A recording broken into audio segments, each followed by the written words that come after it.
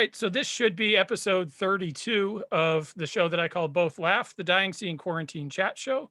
I, of course, am Jay Stone, and to say that I'm lucky to be joined by the two fellas that are joining us today is putting it mildly, because both of you represent a significant portion of the music that I've listened to almost exclusively for the last 15 years.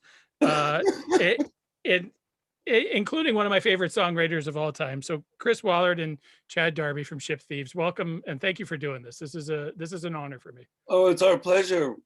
Thanks for taking the time to, talk about whatever we're about to talk about.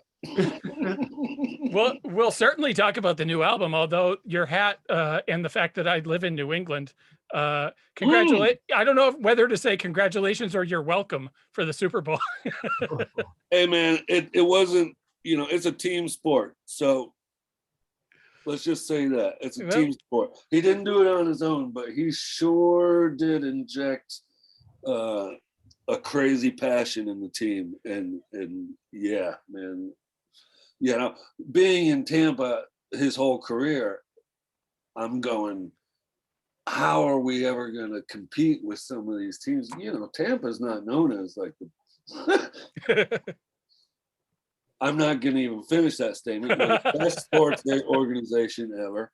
And they have the Stanley Cup too. Tampa does. So Tampa's doing okay. Yeah. And the Rays went to the series as well. I mean, they didn't triumph, but this was a great year for Florida sports, especially in Tampa. Yeah. Yeah. So I don't know if it's congratulations or you're welcome, but congrats to the Tampa Bay Buccaneers. Exactly. Let's talk about Eruption. The album is out. I guess it's next Friday at this point, March 12th, correct? On a new label, Chunksaah Records. First off, how did that come about? We're not with No Idea anymore, but you've hooked up with Kate and the Chunksaah folks.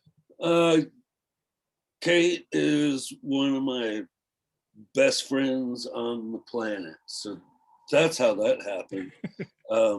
I mean, she was at our wedding, and I've been around the world with her, and I just love her to death. I've known her forever, and I've known her brother John even longer. I just love Kate. I think she's just a fantastic person, and the time was right for us to do what I think I wanted to work with a great friend. I didn't want to work any other way on this record. I think we put a lot of time and thought into this record, and I just love Kate to death, and the Souls guys. It makes a lot of sense to me. I wanted this to be more of like an art project, where it was only people that really kind of cared about it. We know we're not going to make a lot of money, so let's, I don't know. Kate is just such a wonderful, just human being. So. And it seems like your camp and the Souls camp have always been sort of cosmically linked anyway. Yeah. And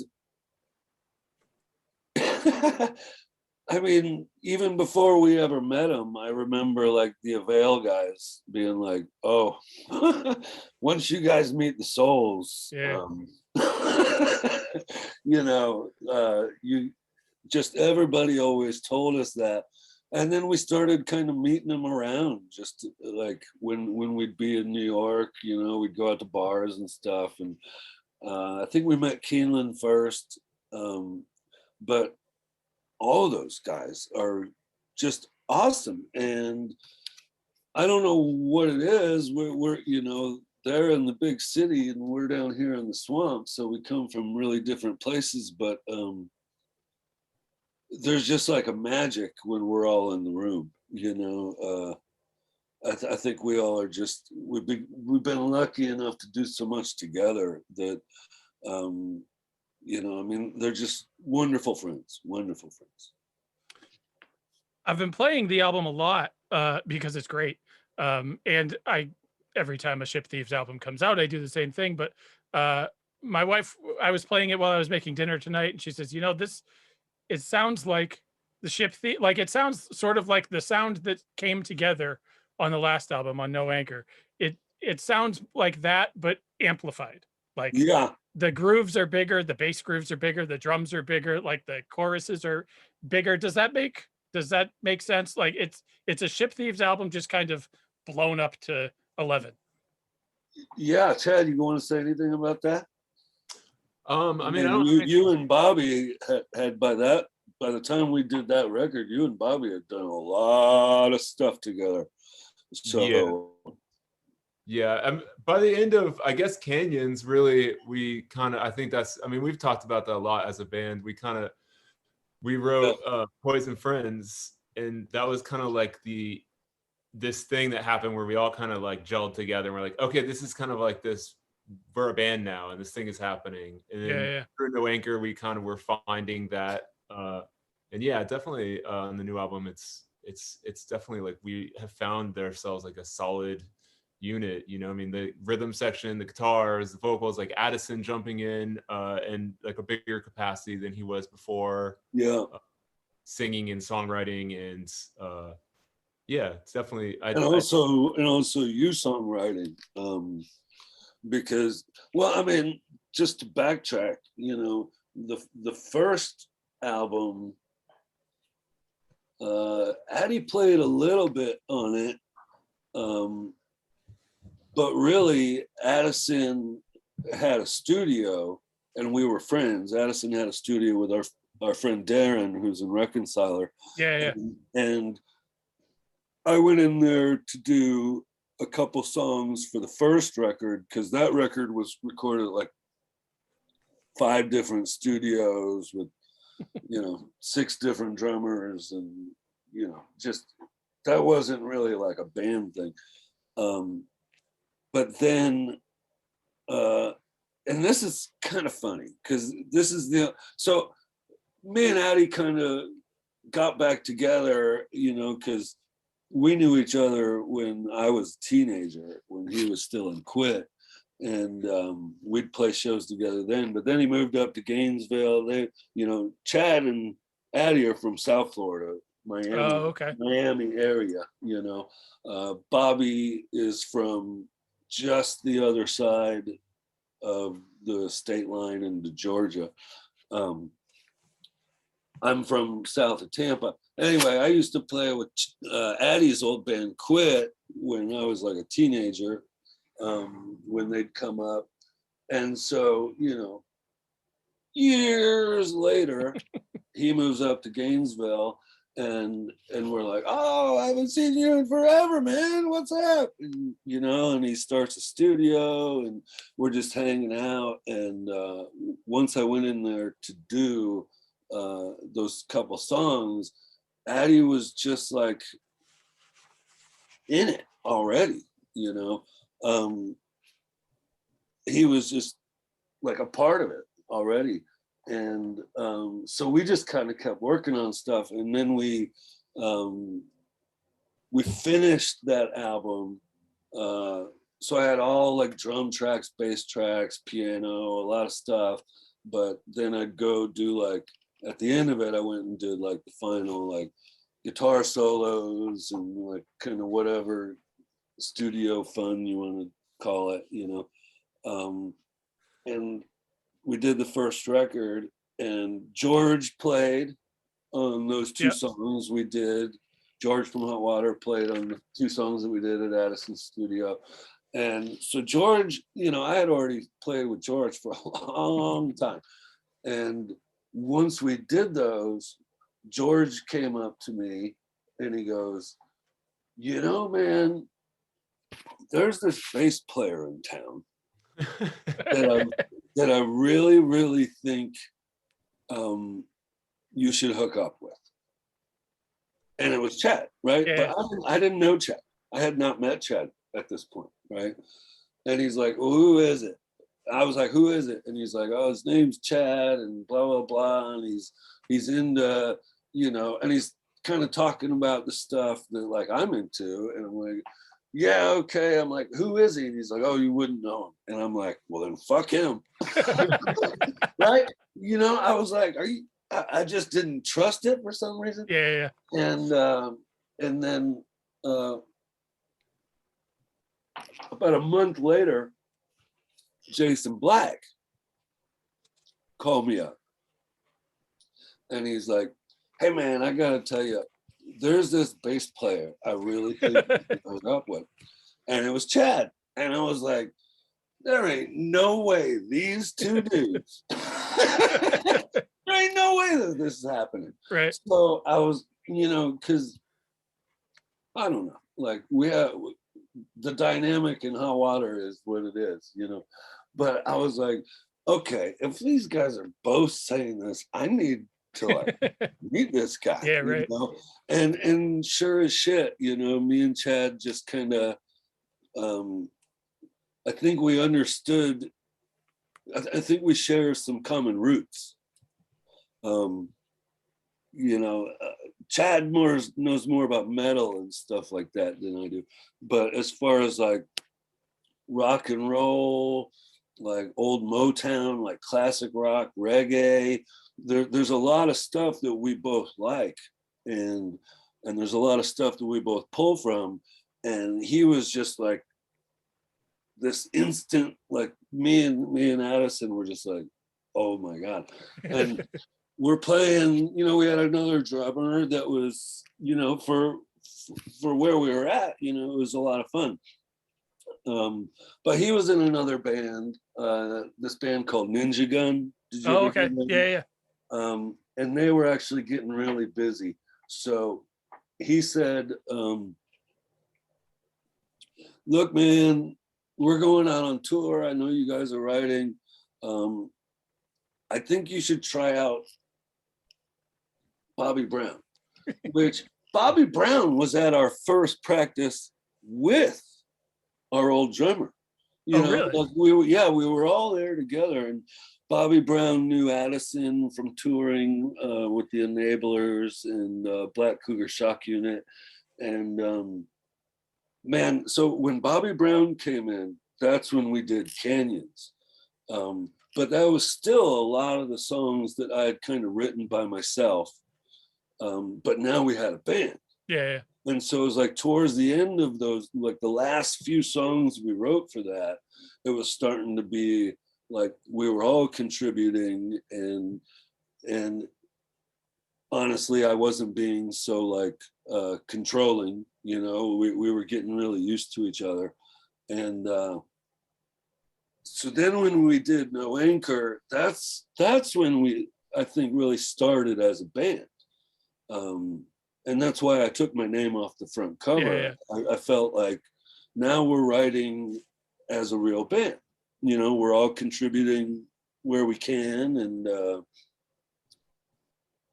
you know, and so I do see a direct correlation from that record to this one, because I felt like we were really finding like who we were. Yeah. You know, not like who I am or Chad is, but when we're all collaborating, what are we, and where are we? You know, you're looking for those moments where just the electricity is through the roof. Yeah. And, you know, and it's like, oh, this is fun. You know. How did you end up in Gainesville, Chad, from Miami? I moved up here kind of like following my bandmates in my high school bands. I was in some guys that were in college, and so they moved up to Gainesville to go to school, and this because it was like, you know, punk rock mecca. Right. Yeah. 2000, and it was like, yeah, hell yeah, I'm moving to Gainesville. And that band kind of broke up like pretty soon after I moved here. We went on like a 6-week tour, and I kind of just ended up here. It's like the van stopped here, and I just moved into never left. Yeah. I was like, cool, maybe I'll see some cool bands and, you know, get a degree or something. But yeah, I just kind of landed here. I feel like that's a common story for Gainesville. Like you go there seeking the whatever golden calf, and then the thing falls apart, but you just kind of stay. Like but Gainesville is one of those places. Yeah, but hold on. So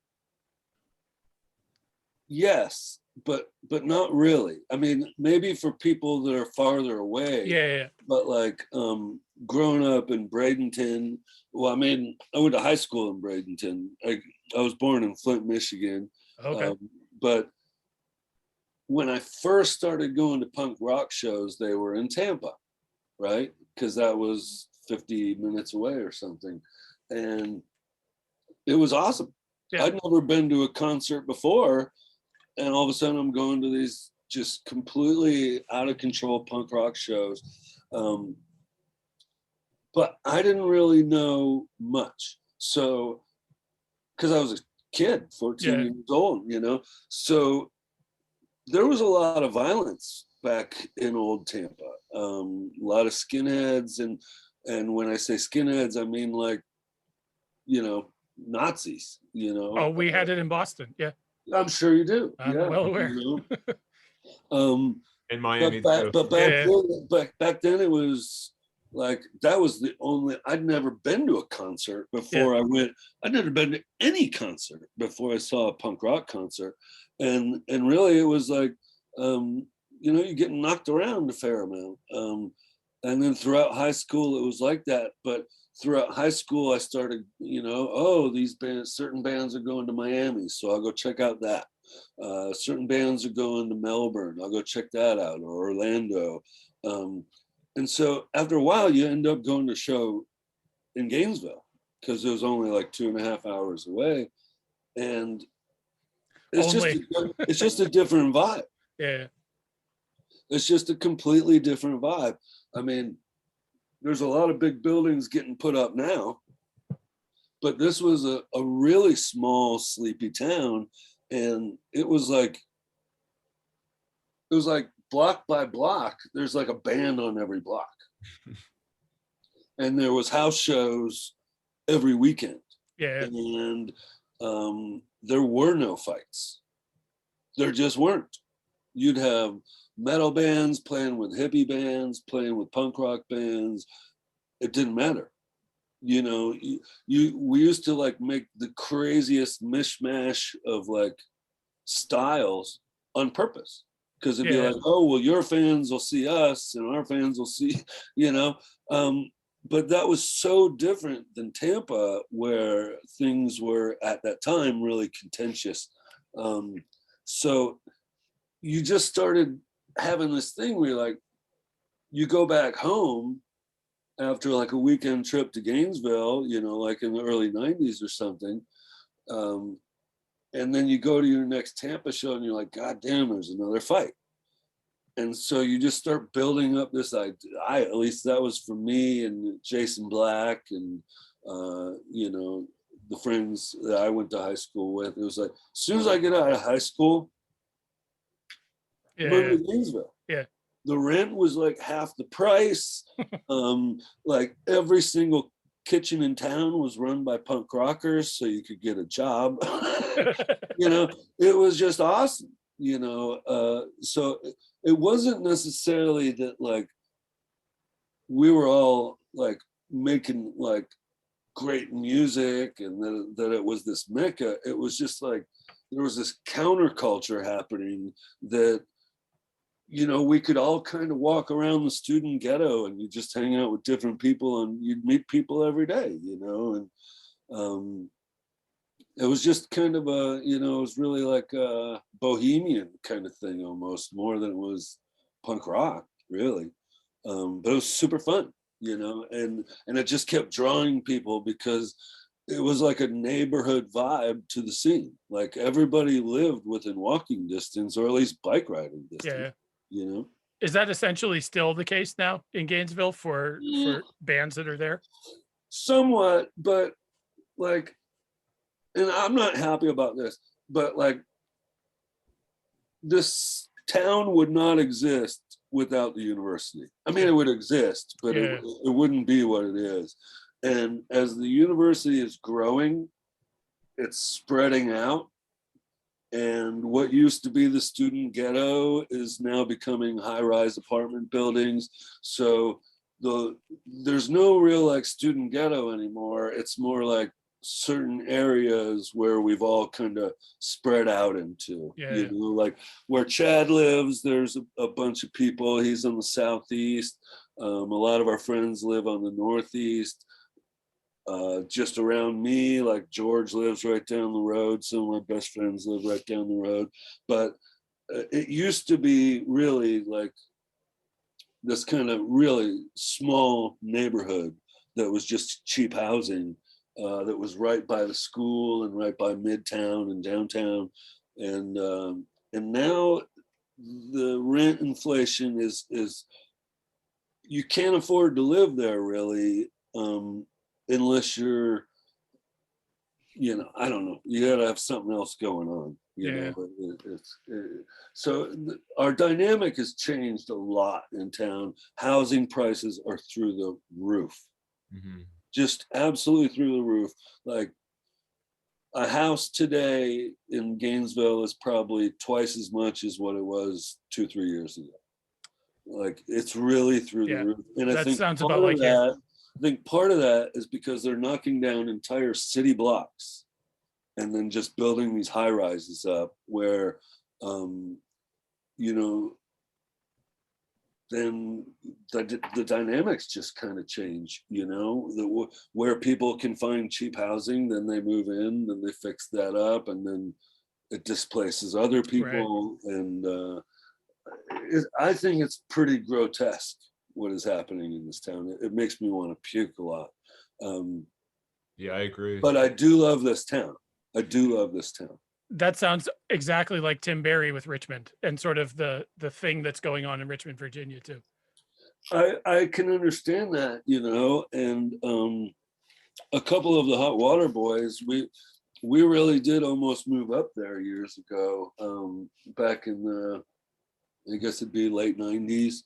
Like when we went up there for No Division, we went up there to do that record because we were there all the time. I had almost as many friends there as I did here. Mm-hmm. And I love Richmond, but yeah, it is really similar. Like these areas where there used to be like just very traditionally for long periods of time, working class neighborhoods are now, they're not, and you can't afford it. And there's just no way to afford it. I mean, I live in the ghetto and I can't believe what some of these places are that are selling for around me. It's just ridiculous. Yeah. I don't know how people are affording this. Did you just get a notice there? I did. It went away. Yeah. Okay. It said that normally Zoom times out at 40 minutes if you've got multiple people, but they're giving us a gift. So it wasn't going to time out.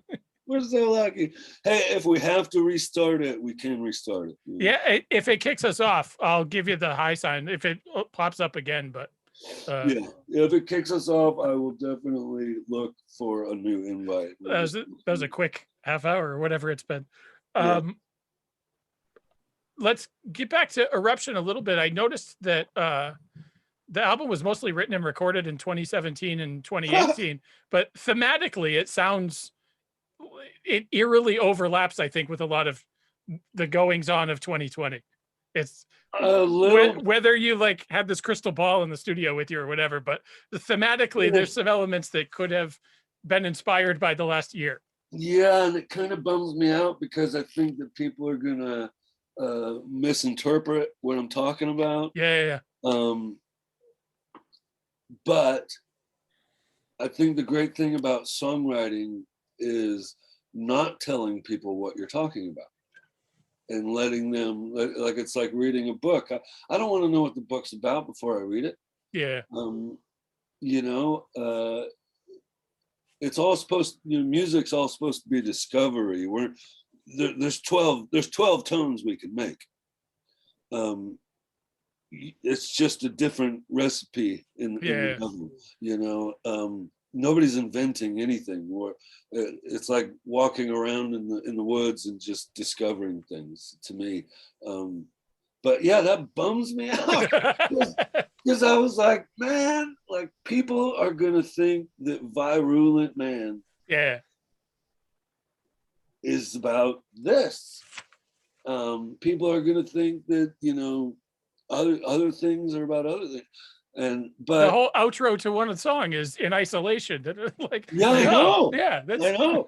that's the theme for the last year, except it was written 3 years ago. Yeah, I know. But strangely, that does fit with the times. Yeah, that does fit with the times, in a roundabout way.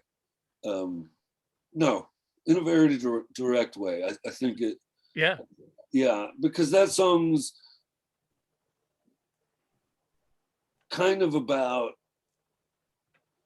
and I don't want to like pinpoint it because I think it ruins things when you pinpoint. Right. But it's kind of about man's ego, mankind's ego, the idea of we possess this world, and that's not true. Right.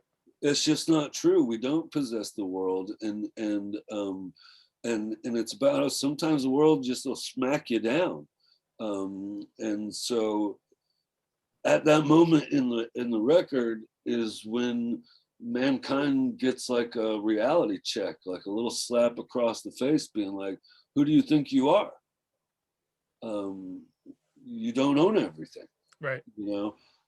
So that does fit. It's just not going to fit the way people think. Right. You know? Was the album written sort of, I mean, I know it comes on the heels of No Anchor, but were they written closer together than when they obviously come out?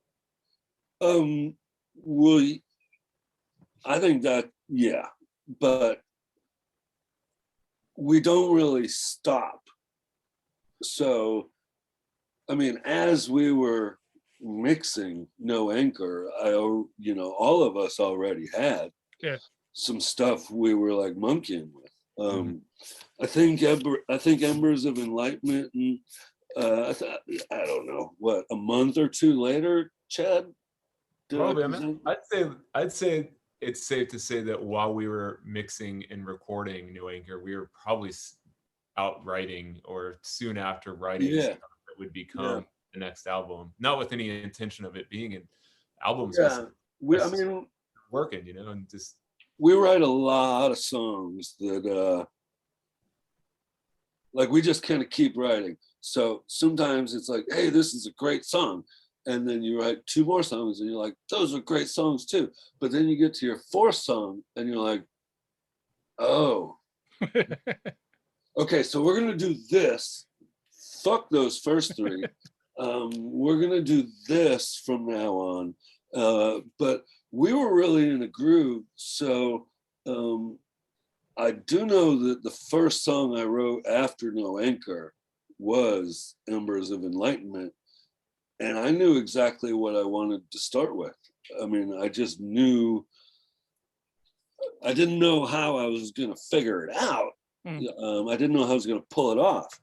But I knew what I wanted to do, and I knew what the opening statement I wanted to make was, and they really connected for me. And I think part of that was I felt so connected to Chad and Addie and Bobby and Richard as well, the artist on No Anchor, that I was like, I think I'm not done talking about this yet.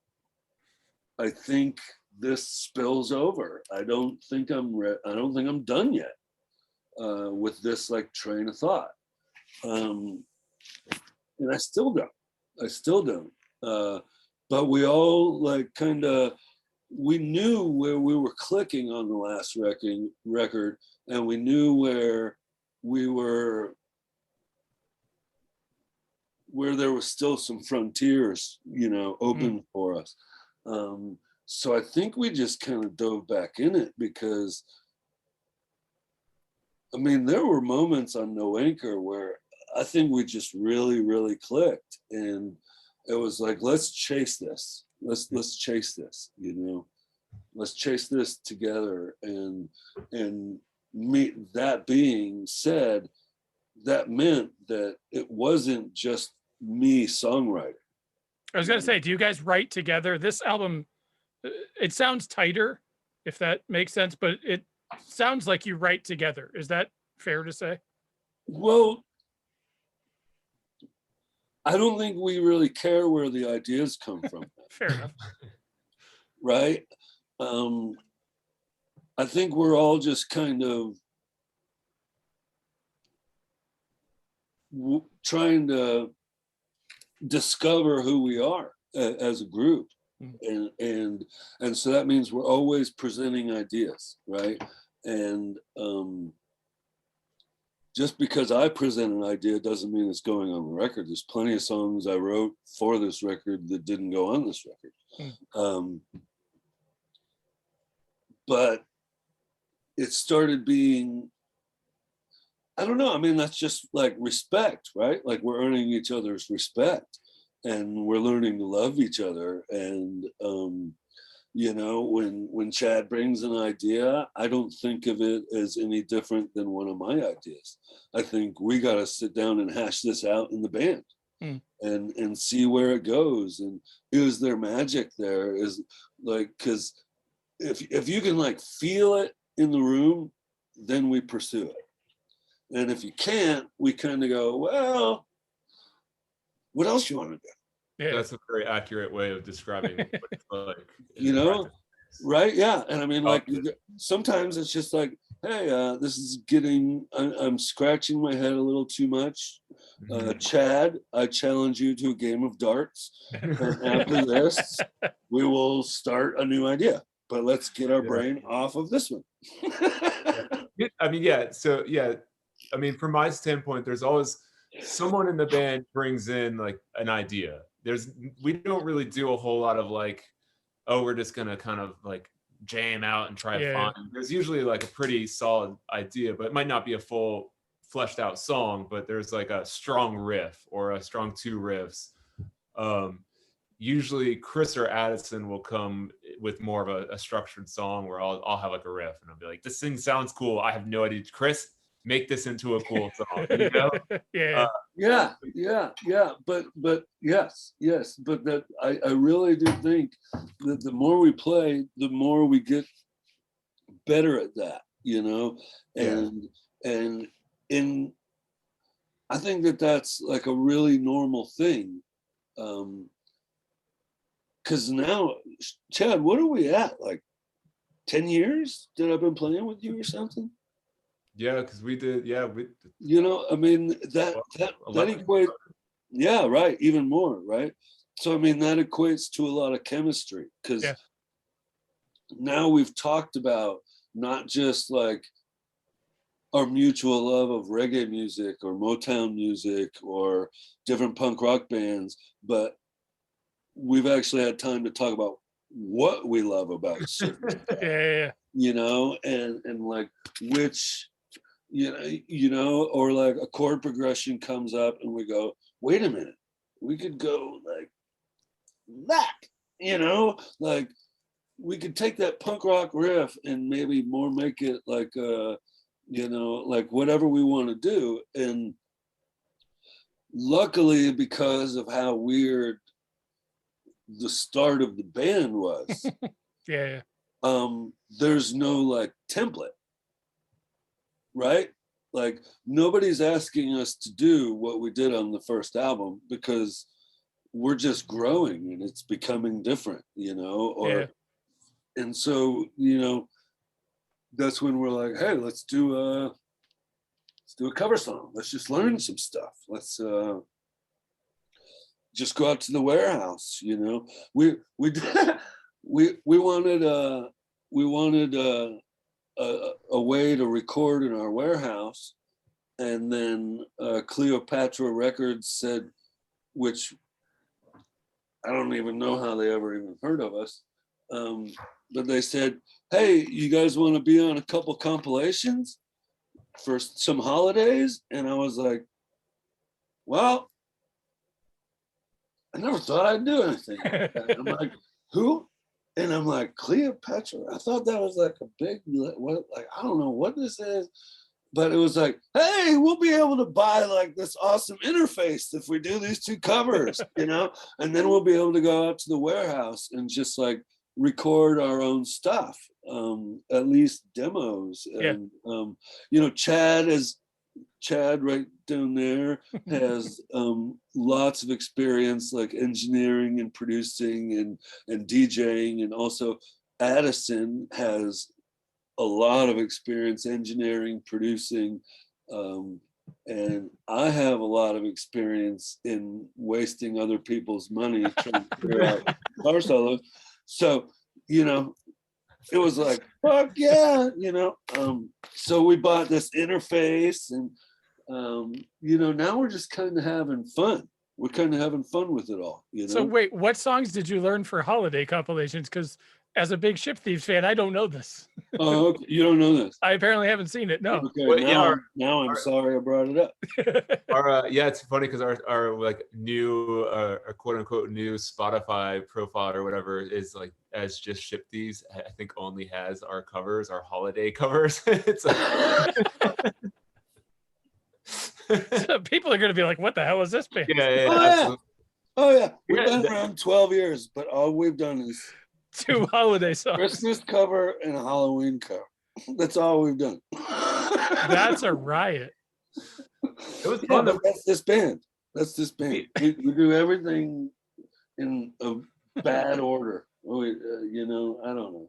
We probably spent 10 times longer talking about what interface we were going to buy for the warehouse than we did actually like picking out the songs and recording the songs that we did. Yeah. It was so much fun when we did it because we were stoked to do it. We weren't like, oh, it's like some.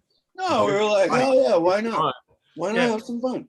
But it was. I actually just found a picture on my phone from when we were in the studio. I was like sitting on the beanbag, and there was like, what were we just like? I don't know, like, Little Susie cover, and like watching Chris scream his head off. Like, who put gum in Santa's whiskers? Yeah. So we did. Oh, I have to look that up now. Okay, so we did a Rocky Erickson song for the Halloween compilation. So we did I Think of Demons by Rocky Erickson, which I love Rocky Erickson, and I'm never going to apologize for loving Rocky Erickson. I love Rocky Erickson. He's so beautiful, and what a tragic story, and what a great artist. So I just thought that was a great excuse to do any Rocky Erickson cover. And then we did I Think of Demons, which I think, like my mom called me after that came out. My mom called me and she's like, so I heard the new song that came out. And you know, because there's a part of the song where I'm going, Lucifer, Lucifer, Lucifer, Lucifer, I've been waiting on you, or something like that. And I'm like, okay, Mom, like, I'm not a Satanist. I'm not a Satanist. I want you to know that this guy was a beautiful artist, and I want you to listen to it like that. And she called me back later and she was like, that is a good song. And and that's kind of what I wanted to get past, was like just the spookiness of it. It's not just, he's not just shock factor like Misfits are. I love Misfits, but there's some depth to what he's doing. Anyway, I love Rocky. And then on our Christmas, okay, so I like always told myself, because if there's anybody that hates Christmas music on the planet, it's me. Yeah, well, I'm right there with you. Yeah. Just detest Christmas music. I think it's so obnoxious and horrible. But we were like, we'll do it. But I was like, Chad, we got to find like just something completely bizarro, because there's no fucking way I'm doing, like an actual Christmas carol. I'm just not fucking doing it. And so we got deep into a search. And Chad, well, it was you, right? Yeah. Found Yeah. it, right? So Chad sent me, oh my God, it is the worst song I've ever heard of. It is absolutely, no, it's not the worst song ever. Okay, Babylon's Sister by Steely Dan is the worst song I've ever heard of. Number 5 or 6 is Who Put the Gum in Santa's Whiskers. Okay. Which I had on my computer before this because I actually enjoy the song, but. Okay, you didn't tell me that, and I'm not sure what I think about it. But I heard it, and I was like, this is so bizarro and horrible. And it's like this adult man like singing in like a like a 10-year-old girl's voice. No, like a 7-year-old's girl. Yeah. I mean, it's horrible. It's the worst thing you've ever heard. And I've never even heard of it. Yeah, well, nobody else has. And what I've discovered is that's the only recording of this song ever done, except for our version. Except for the one on Spotify, which is Ship Thieves. Which is the Ship Thieves, which we are now famous for. This is like our 99 Red Balloons. Yeah. All right, like we're gonna be famous for this one day. Right? No, this song is absolutely atrocious. But I sat there listening to it, and I was like, this kind of reminds me of Cocksparrer. I got it, guys. You remember that moment, Chad? Oh, yeah. We were out in the parking lot of the warehouse of the studio, and I was like, and we were trying to do this other cover. We were trying to do this this cover from Paul Kelly, this Australian songwriter called How to Make Gravy. Yeah. Right? Which is my favorite Christmas song of all time. It's also probably my favorite jail song of all time. It's a really beautiful song, but it just wasn't working out. Like it was hard to turn it into like what the label wanted, which was like a punk rock Christmas song. And so I was like, what about that thing you had? And it was like, well, how are we going to do that? And I was like, what about just like kind of fucking like Cocksparrer, like an oi song, And so, yeah, no, I'm not proud of it, but someday I'm going to be like a great grandfather. Right, and this is gonna be a big white beard. It'll be great for the grandkids, man. It'll be great. It'll be great. But legacy. I seriously, I told myself I'll never do a Christmas song. I said that to myself like 20 years ago. Like I'll never do that, and I actually had a lot of fun doing it. It was really fun. It was super fun. Well, I feel like if you're gonna do it and you hate Christmas music, like you have to just dive in with both feet. You gotta have fun with it, yeah. man. Hey, if we're going into the studio and playing music and you're not having fun, you're a fucking asshole.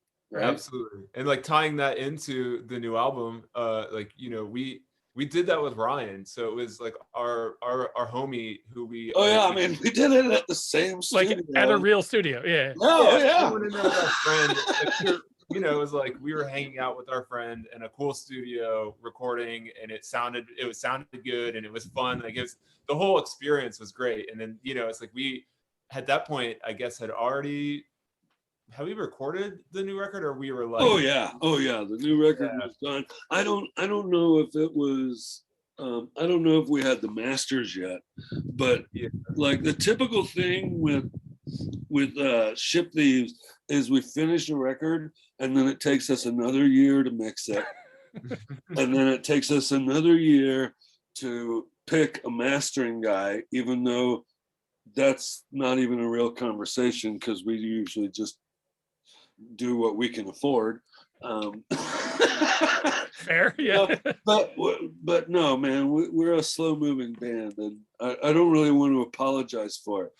I like that I think it's fun to be in this band because we're only doing stuff when we're having fun, you know, and it's a cool thing. Even though the songs are dark, it's like, you know, we have a really great warehouse. It's gigantic, 25 by 25 with like 15, 20-foot ceilings, and Wow.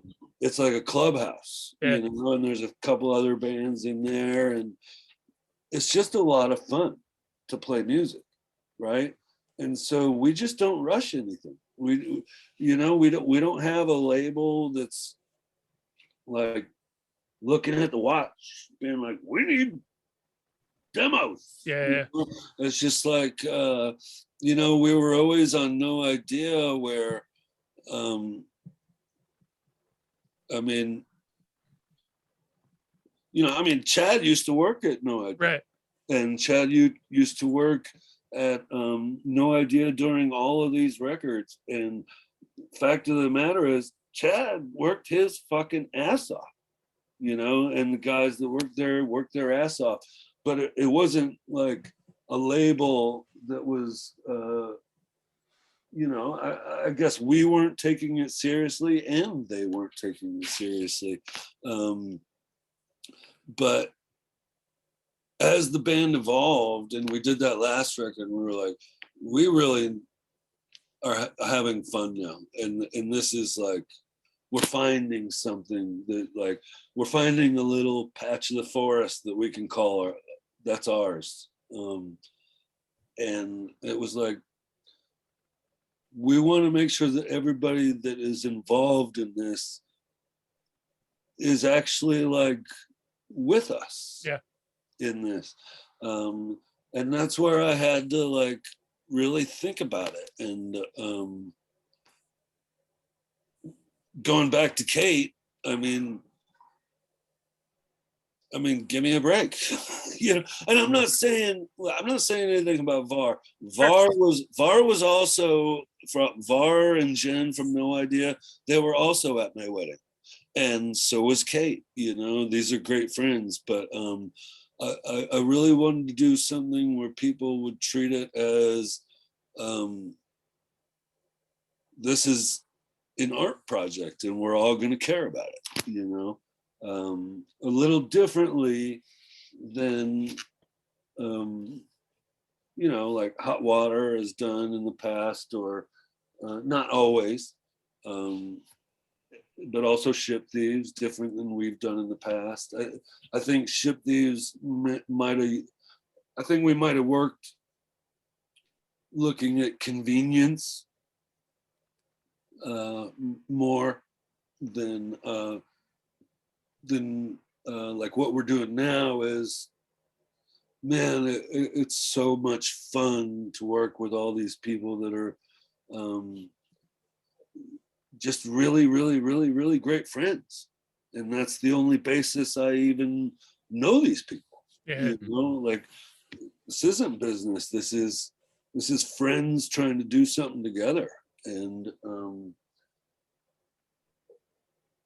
you know, I'm about to turn 45, and I'm still lucky enough to have that option. That's ridiculous. So yeah, I just feel so happy because, like, when I talk to Kate about like what we're doing or like plans and stuff, I'm also like, hey, how's the house going? Hey, how's your brother?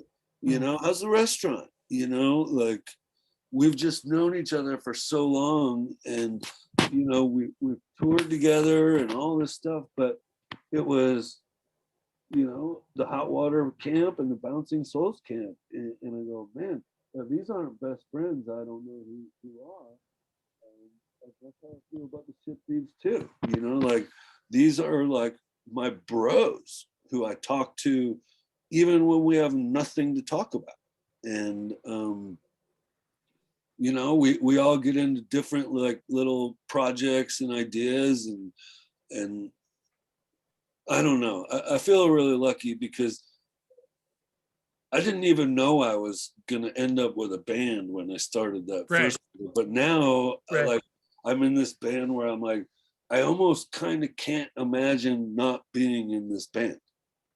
Yeah, you know, it's like over 10 years of my life, you know, and it's so many different kind of things that we've done, but we've all just been, yeah, let's try that.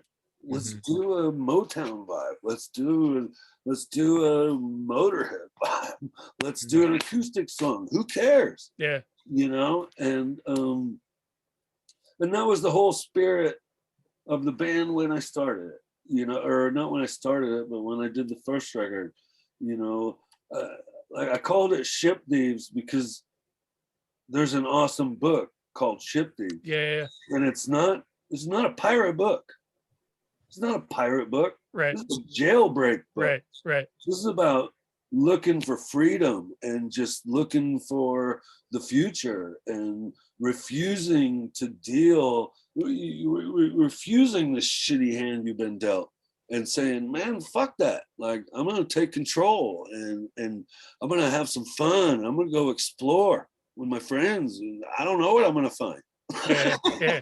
Well, that's quite literally what the band turned into, right? It is. Yeah. It is. And that's what I love about it, you know, and having these guys that, like, I mean, it's just stupid when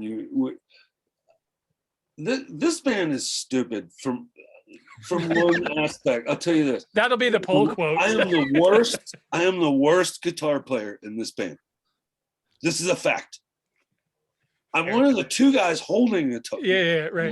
But like, these guys they understand everything I'm talking about. I mean, you should see some of the shit Chad does. I'm just like, I can't, like, him and Addison are talking about, oh yeah, we're gonna do this bass and guitar run together. I'm like, I can't do that. Yeah, but the thing that Wollard can do is Wollard will say, well, why are you doing that? You know, it's like more like this, you know what I mean? Well, he can't do it, first of all. He's yeah, so it's my defense mechanism. No, I mean, I remember, I mean, we're totally off track here, I guess, from the new record, but like, I remember when going kind of back to when we first met and we were hanging out, and I remember like Chris made me a mix CD of some songs because he was like, I don't know, maybe like, I don't think I was playing in the band yet, but we were like kind of talking about it maybe, but he made me a mix of like all these songs, and it was just like this rad CD, and we were talking about music all the time and like discussing different music. And I had my friend who's like Tom Petty's nephew got a box set of Tom Petty's radio show episodes. Oh yeah, the Buried Treasure box set. Buried Treasure. So like Chris and I were talking about those songs a lot. We were talking about just like old rock and roll and Motown music, and then he made that CD. So like I had all these songs that I had been writing for other bands or just recording on my own at my house. And I remember showing them to Chris, and like, you know, I'm not a songwriter. I don't approach music the way that he does, you know? And I remember showing him these songs like in the van. We'd be like in the hot water van. I'd be like, yeah, check out this riff. And be like, why? Or like, why does it do that there? I'm like, I don't know. Like, you don't know why? I was like, I don't really know why. And it's like, I don't know, there's just 5 of this riff and 6 of this one or something. He's like, I'm having a hard time understanding why you did that. You know, it's like, you know, it's like there's this thing where I learned like how to actually maybe structure songs a little bit because of that, because I was just writing some riffs and pushing them together, you know, and it took somebody like Chris to be like, why are you doing it like that, you know? And well, I mean, I think by now you know that I'm asking why, because there might be something I'm not getting. I'm not saying no. Yeah. I'm not saying no. I'm saying, why is it doing that? Because I would have looped it like this. Please explain. You know, I love talking about music. Yeah. I love it. I love it. Do you remember, Chris, like when you came to the band with Virulent Man? That was like a really fun thing to talk about, like when talking about music and like why is this thing? Because I mean, you know, we hadn't played for a little while at that point because of like stuff, and like we Chris was just like, I have this riff, and like we had like, it was like, remember you were like came to the practice space with like, you're like, we have to work on this song, man. Like you're like, you know, like, I don't know, this fanatical about that like the riff and the song, and like I was having a hard time getting it. Like I was like, I don't understand. I just wasn't No, understanding. but do you remember I changed it halfway through? Halfway No. through the writing, I changed. Okay, so yes, I did come in. I did come in really forcefully because I knew that I had the middle of the record. Yeah. Okay, so like I said, when I wrote the first song, which is the first song on the record, like I had an idea. I was like, I want 10 songs that speak from different viewpoints, vistas, about what am I seeing right now? And then how is everything else seeing it around me? Kinda. I mean, I really am trepidatious of even putting it into too much of a context because I want people to listen to it however the fuck they want to listen to it. But I knew that song was going to be in the middle of the record. But that was because I knew I was already halfway deep into writing the record. So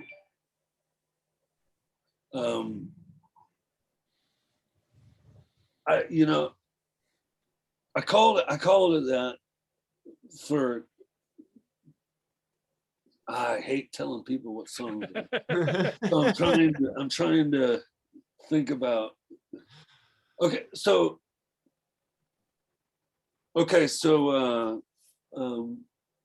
Leonardo, he had the Vitruvian Man, right?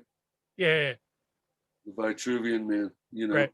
and it was the study of man, right? His study of like the dimensions of man, right?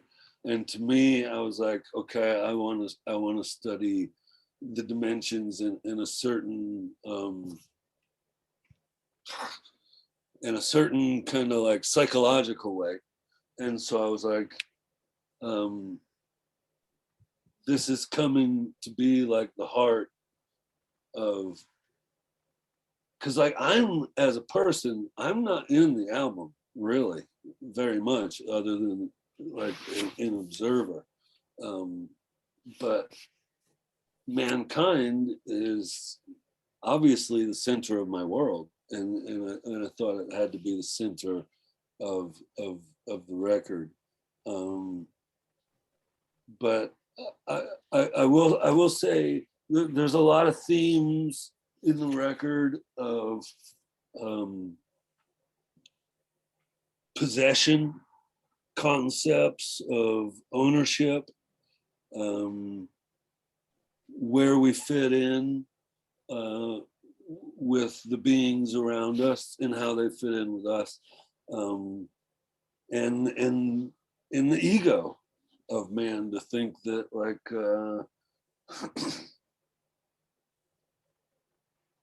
if you don't own this earth, then you're gonna inherit it. Like the obsession with ownership, I guess, is that was kind of like, I guess, the virus in my eyes, the concept that joined us all together, but set us apart from everything else. And I know there's territorial animals and stuff like this, but only humans like have deeds that they pass on. So it has nothing to do with coronavirus. That's my point. You know, Yeah, I was right, like, man, I was like, am I gonna change the title of this song? Right. Because people are gonna interpret this the completely fucking wrong way. Right. So yeah, like, look, that's probably the only time I'm gonna explain that song. I hate explaining. I think it's the worst thing if somebody hears what a song is about before they hear the song. I think that's just a horrible thing. It'll ruin the song for you. There's no joy in discovery if that happens, you know. And that's a thing from my little seat here, and from doing interviews like this for going on a decade now. That's a thing that I struggle with, because I'm fascinated to know what sort of goes on between the ears of some of my favorite songwriters, and to put myself in the position that they were in when they wrote that song. At the same time, I do believe in the idea of the listener taking ownership of a song. Right. And so I could ruin a song for you by telling you what it means to me, and you could be like, oh no, that's about my dog or whatever. Right. But and it could also work the other way. I could tell you that such and such is my favorite song ever, and you're like, nope. Or you could have this really personal meaning to a song, but I could think it was about, I don't know, somebody at the grocery store. Like, yes. And man. so I hate to strip that away from people. So I do my best to not even ask questions about like what was going on lyrically in a certain song. With musically, I will do it. Like I even wanted to talk about Ghost Town, because as a failed bass player myself, the riff in Ghost Town I think is just badass. Okay. And sort of hey, let's talk about that. Yeah, well, right. And so I like talking about where the music, like how the music all came together too. More so, and people can put whatever stamp on a song that they want to. But that song in particular, musically, is badass. Ghost Town started from the bass riff. And I had a feeling I was going to ask about that, because that in my eyes, again, as somebody who grew up wanting to be a bass player for a long time, that feels like it emanates from the bass riff rather than the bass riff weaving its way through the song. It seems like that sort of grounds the song, if that makes sense at all. Yeah. So Chad, can I please preface this? Because I want you to talk at length as much as you want. Okay. Chad's a fucking great bass player. Chad's a fucking great bass player. And I'm okay. People will realize that on this album. I think more so than on No Anchor. People will get it more on this album, I think. I think that people are going to get more what he's done on the last two albums after they hear what he's done on this album. That makes sense. But okay, but anyway. I'm gonna get some more aroma. Chris, yeah, go get your thing. I don't want to embarrass you. So look, man, Chad's a badass bass player. Yeah. And he's a better guitar player than me. He's a really fantastic musician. One of the connections that me and Chad have very deeply is we are both very into okay, so we're both very into reggae music, ska music, you know, roots reggae, 70s. What an amazing thing they did there in Jamaica. What an amazing group of musicians that did so many just ridiculous albums. Chad also is a little bit more into the more modern stuff than I am, but I like it too. Yeah, I'm just not as up on it with him. Yeah. Like I like Buju Banton. I love it. But there's a lot of stuff that Chad knows that I don't. But I think the love of reggae and Caribbean music, me and Chad share a lot. And we wanted to do a lot of stuff. There's quite a few things on this record where we kind of snuck in some different grooves and tried to play with them from Caribbean grooves. I can hear that in Great Ghost Town. way. It's a great way to learn about different kind of chord structures and because Absolutely. the bass in the rhythm section drives the songs. Yeah. You know, the guitar is like an accompaniment, where like in rock and roll, a lot of the times the rhythm section is an accompaniment.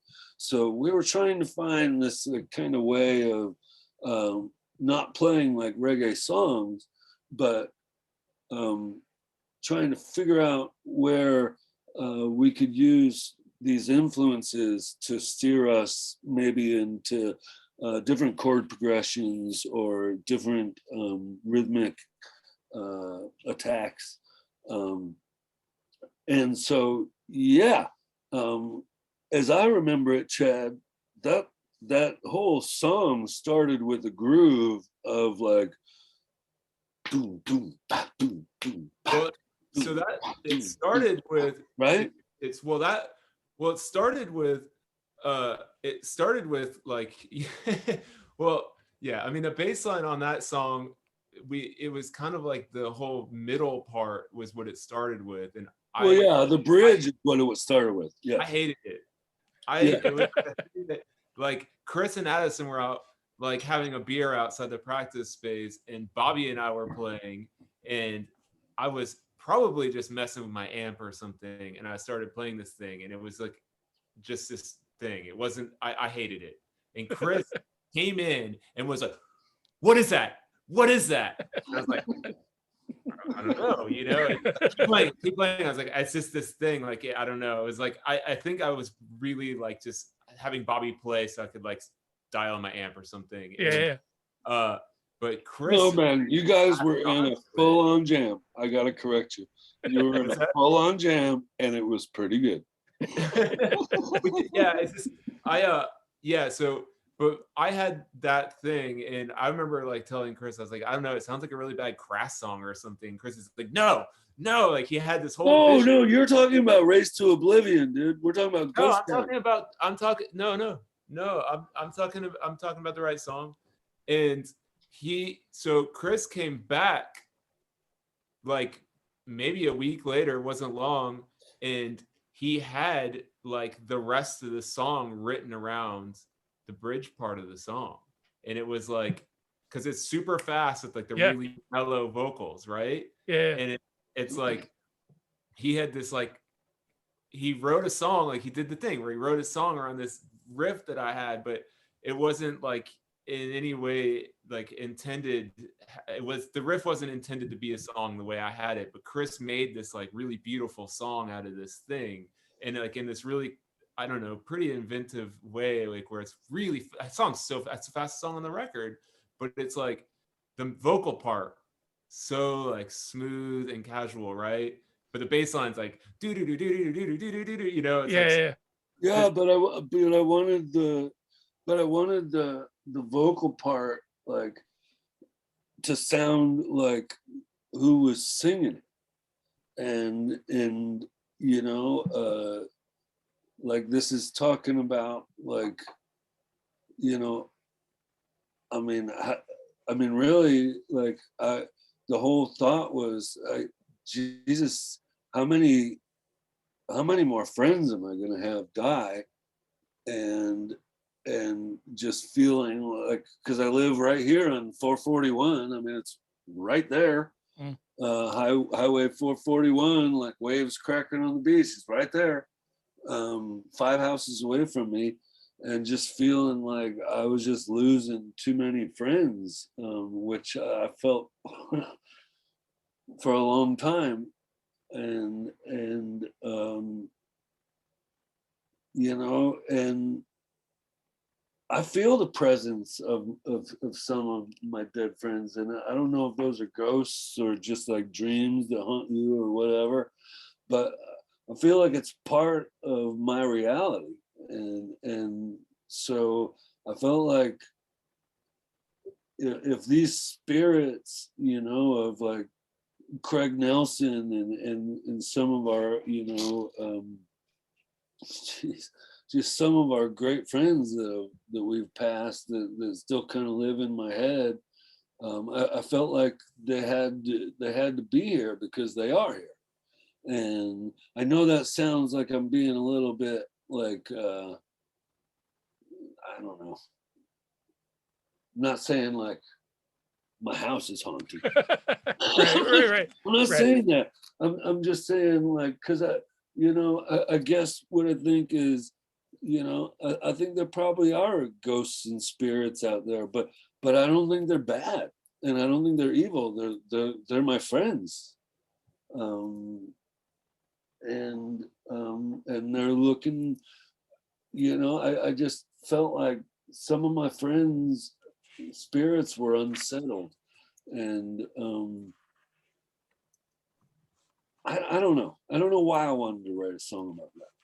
I don't really know why, but when sometimes you feel the presence, you have dreams, you wake up, or sometimes you just, you feel like somebody that's passed is near you. And I was like, this is part of reality to me. So I feel like it needs to be represented. It's not a big part, it's not every song, but it is true, I kind of miss my my family that's passed, my friends that have passed, and they linger, and some,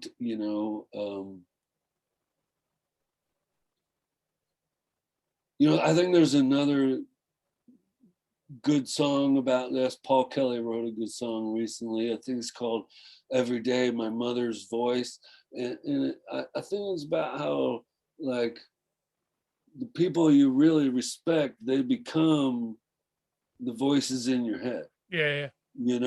They become the angels and the devils on your shoulder, and I didn't want to exclude it from the record because I think that's a big part of existence for humans. The one species that actually tries to rationalize everything that's going on, right? I think that's a big part of it, where we come from and who we've learned from. And I don't know, I heard what Chad was doing, and to me, I know, don't get me wrong, I know this is not a reggae song. No, by any stretch. This is not like a Jamaica it's not Island. a reggae song. It's not a reggae song, but I wanted to arrange my chords and my melody in a different way.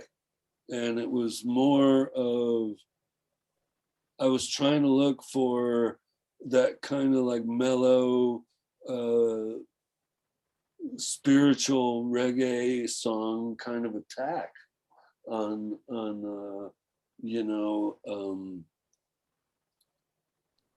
a punk song. Yeah. So I wanted it to be this kind of mellow, like, which is hard to do. So I don't know if I accomplished that, but I wanted it to be this super fast punk song that had this angst, but I also wanted it to be like this this feeling of beings that are trying to finally like find a settled place. And I don't know. You know what I mean? How do you talk about ghosts? Because Right. How do you even talk about it? Because I'm not saying that they're real or anything. I'm just saying that memory that you have, and how it sticks with you in the world. And so, I was like, well, shit, I live on a highway right here that seems like ghosts are flying through all the time, because I'm missing people all the time. I'm losing people all the time, and they stick with me, and I appreciate them sticking with me. So I guess it's kind of that thing. Yeah, and obviously the older you get, the more of those people you have too, Yeah. right? The longer that list gets. Yeah, and it's intense, I think, and you don't want to forget about it, you know. Our really good friend, our warehouse roommate just passed last year, Dave Ellis. He was in a band that we shared a warehouse with called Loose Bearings. Lifelong friends, all these guys. He died from cancer. He said, and I think maybe after I say this, we can move on to the next thing. He said, don't be bummed that it's over. Be stoked that it happened. Yeah. You know, and so that's how I like to look at it, as it's not necessarily over, right? It happened. It was real, you know. Things are real, and really, you know, I don't want to make this like a sad thing. I was really just trying to include all the things, all the characters that I feel in the world, and some of them are animals, and some of them are people that act like animals, and some of them are gentle friends, and some of them are not, and some of them have passed. Yeah. But that's part of the experience in the world, and that's what I wanted this album to be, you know. It is yet another example. I think the list of songs that I have that you've written over the years, lyrically especially, that mean something to me, or at least that have snippets that I just sort of like incorporate and say, oh, that's really great. That's like wise, well beyond my years, never mind his. But there's a bunch of those moments on this album too. That song's one of them. So thank you. Does hearing stuff like that, this is a weird question, does hearing stuff like that still sort of resonate to you when you get what people take from your music, either lyrically or musically, or just what any of your bands have meant to them? Does that stuff ever get old or weird? Or no, it doesn't get old. It's really humbling, and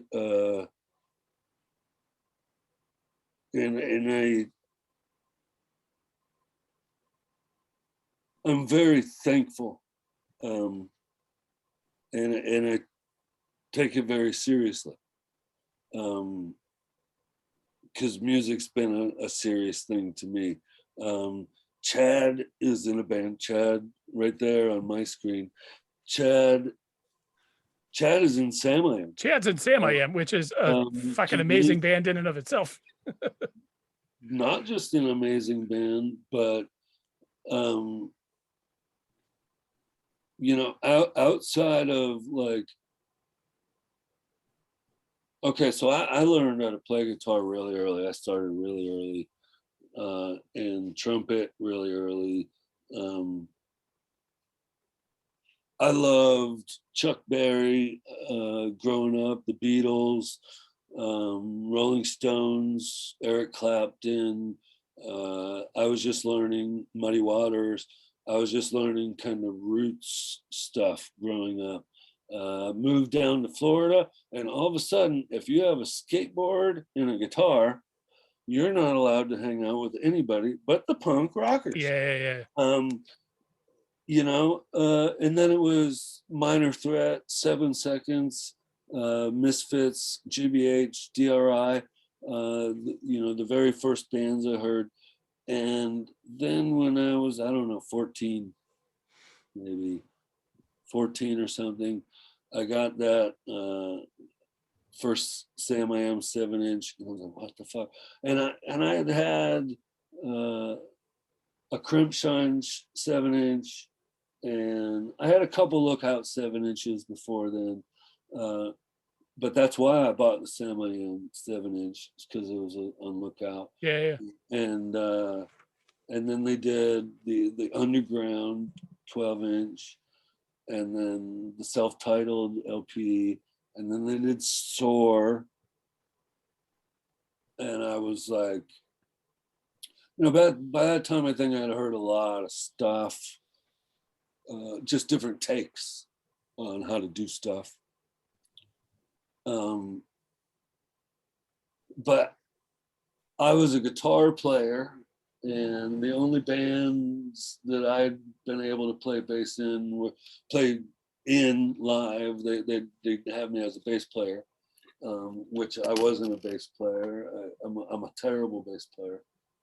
I like playing bass, but I'm a terrible bass player. Same here. That's why I'm doing interviews.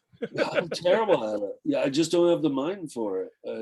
Like what Chad does and what Jason Black do, I can't even get my head around half the time. It's totally different position, it's like center field and shortstop,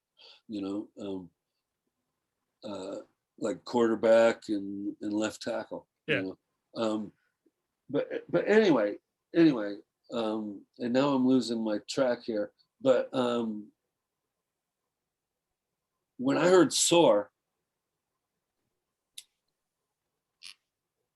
that's when I was like, and like I was like, when I was a kid, I was trained to sing. I was trained to sing along with Chuck Berry, and like I could play and sing Chuck Berry songs. I could play and sing Rolling Stones and Muddy Waters and Cheap Trick and that kind of stuff. In the basic route, I couldn't like play all the solos, or all that, but I heard Samiam. This is no joke. I was like, I heard Jason singing, and I was, especially on that record. And since then, he's done so much more that has just blown me away. But that was the record where I was like, oh my God, I think I want to play guitar like Sergi and sing like Jason. Like, I don't know how this happened, but no, that was a really huge band in my life, and obviously not the only band in my life, but a huge band in my life, and Chad plays band, and Chad plays the bass in that band, and he's probably the best bass player that I've heard in that band. And I'm still waiting for like this new album, because they're recording right now, I can't wait to hear it.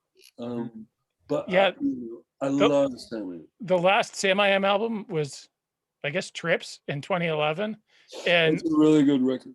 That's a great record. That is a super underrated record too. It's one of my probably two favorite Samiam records. And I think it had been like 5 years maybe between albums before Trips. And I remember commenting to Sergi just through social media in like 2016.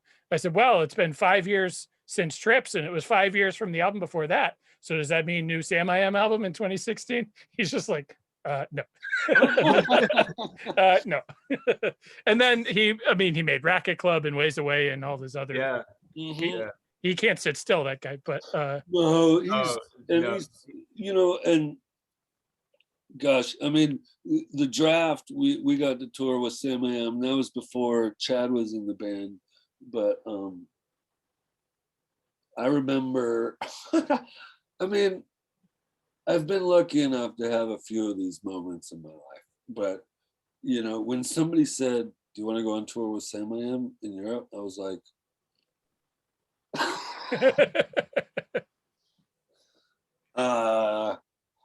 tomorrow, let's fucking do this shit, right? I've been lucky enough to have a few of those moments in my life, but I love those guys, and I love the way that they address music, and I love the way they write, and oh my God, what a great band.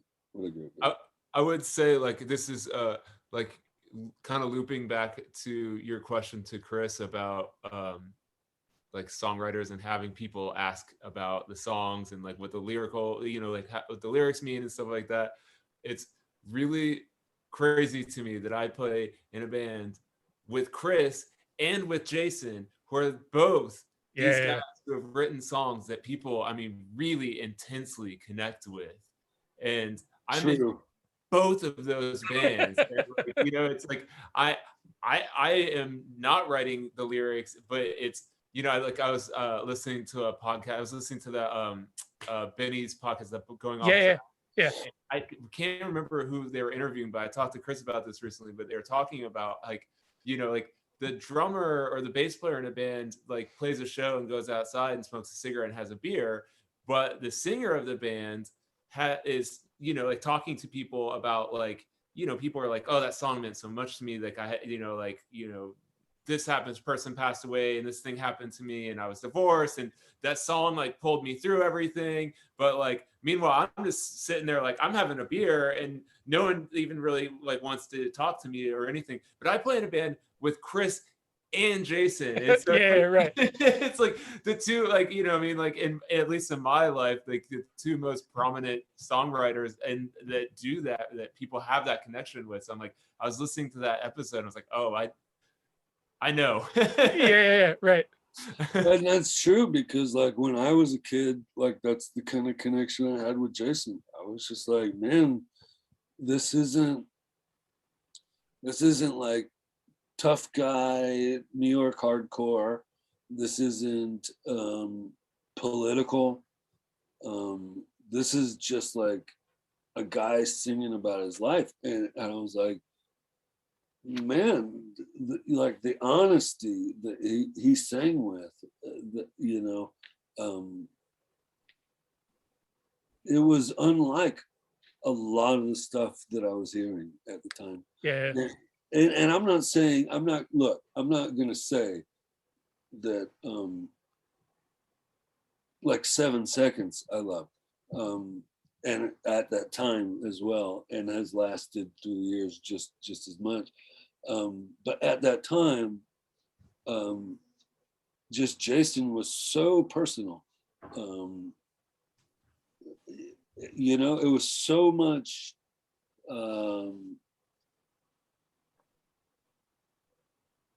I don't know. It was beautiful. It was beautiful, and I didn't see a lot of it before then. That's when, you know, that's why I'm saying, yeah, you know, this was a big thing to me, you know, like I didn't think the word emo hadn't happened, yeah, you know, but I was like, there's something different happening here. Like this guy's like pouring his guts out into his lyrics, you know, and not only that, but his voice is just ridiculous. You know, yeah, I don't. Great band.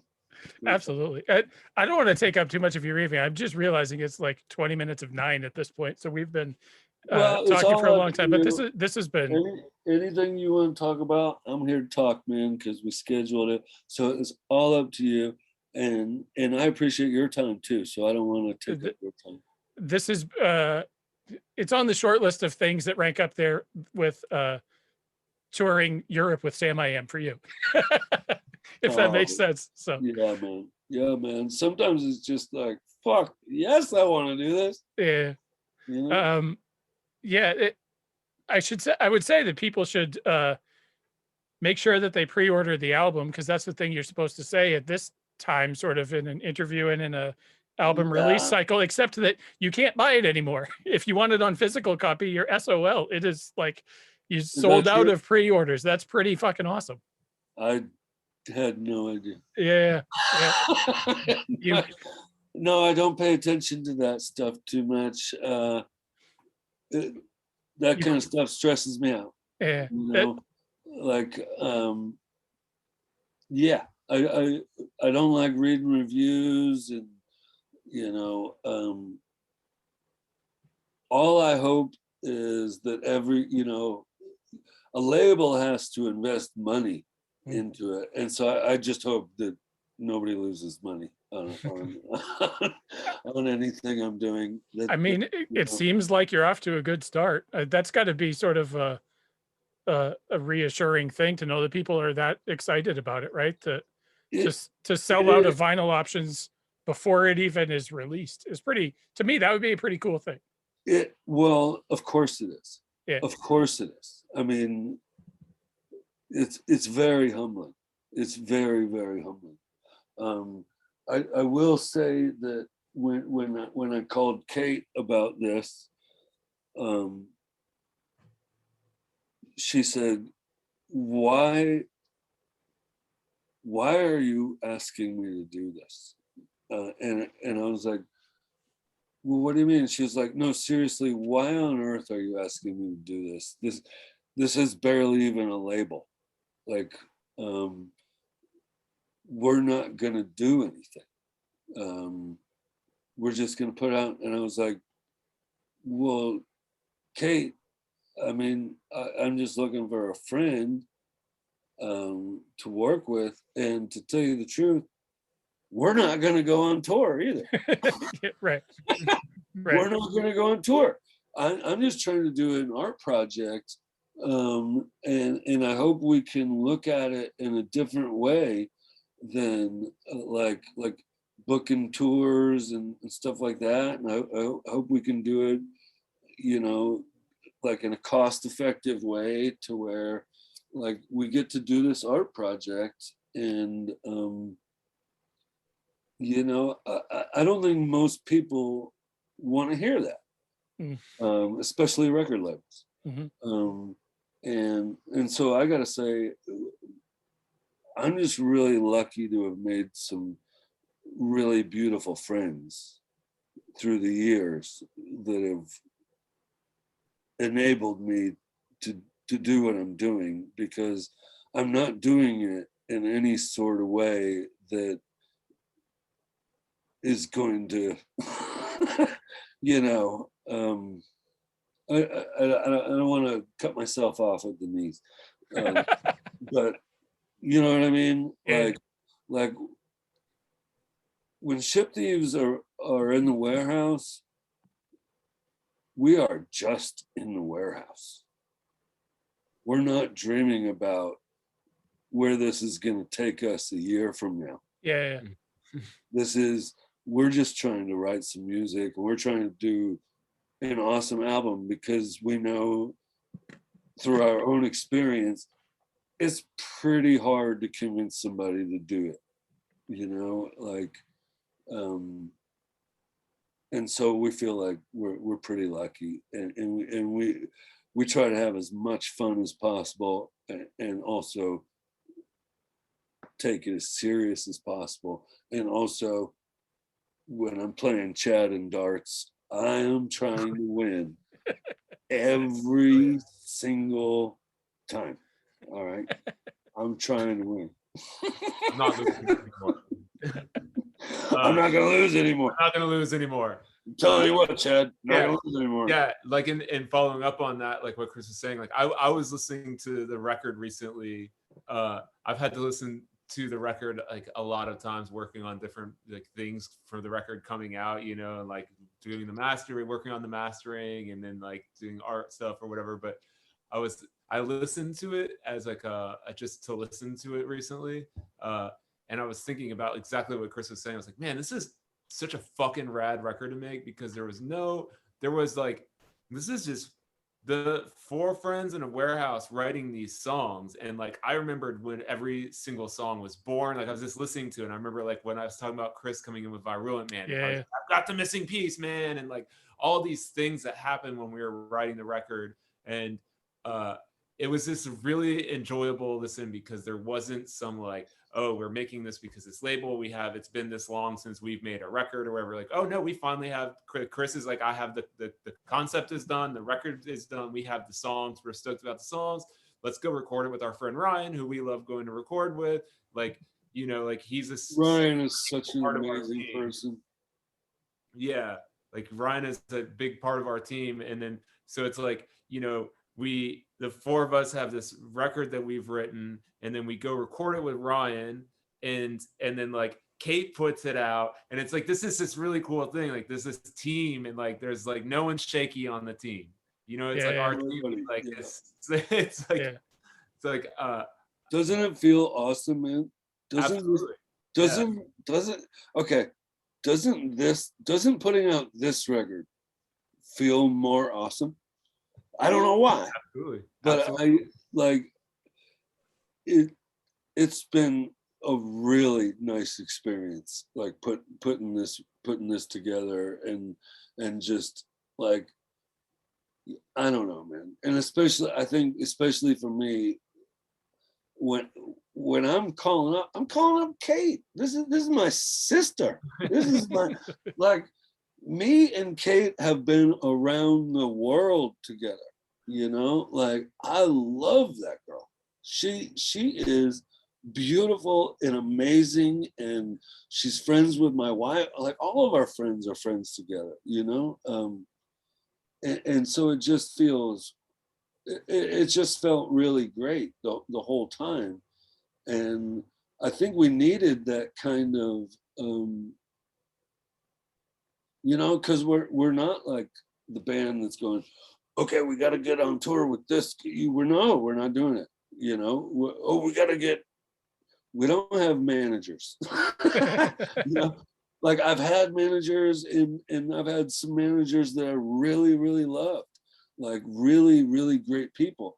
But Ship Thieves is just not that band, and we're getting to explore some stuff, and we're just so lucky to have some friends that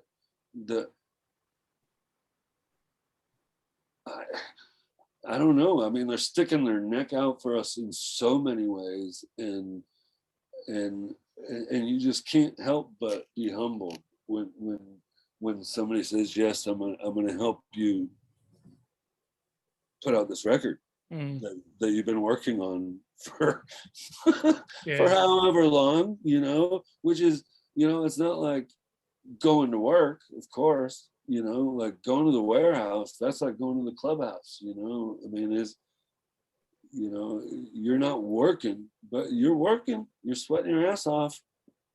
Florida summer, Florida summer, that's a beast to be out there, Have you been able to do much of that since COVID and all that, or?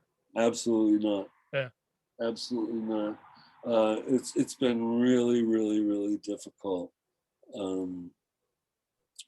But my wife has gotten her vaccine. My wife's mother has gotten her vaccine, who lives close. So I have to imagine that pretty soon we'll start being able to get our vaccines and be able to feel comfortable going out there. We do try to do stuff, through email, working on stuff, working on ideas. Like when we were working on that Midnight Oil cover, that's kind of how we had to do it. But yeah, none of us want to be stupid. So of course, if somebody's in the middle of a room screaming and spitting everywhere, that's not very helpful. Yeah, right. That's not very helpful. But and we want it to be fun, it's like right now isn't necessarily like a super fun time, and like I mean, just like the thing we've been talking about, like recording the last record, creating and recording that last record, was like this really enjoyable experience. We took our time on it, and it was fun. And like right now it seems so like going out in the warehouse would be like, you stand over there. Yeah, I would imagine it'll feel sketchy for a while. I want to, stand next to two darts and not really worry about who's breathing on each other or something. Right. Yeah. And I think that's like super realistic. And there's some stuff we can do, but of course, I think if you're being thoughtful about yourself and the people around you, I think that being in a warehouse, even though we do have one of the bigger warehouses in town, which is a fact, there's multiple bands in our warehouse. So really our space where we're hanging out is kind of closed in, and it's just not that smart to do it. We'll be getting back at it very soon because we have some projects ahead of us that we want to do. But we're going to do it smart, So that means having to work a little slower, you know, where maybe you work on music at the warehouse and everybody's got their masks on, and then when I go home, then I can work on vocals, you know, here in my living room, Yeah. you know, or something like that. But yeah, of course it's changing everything.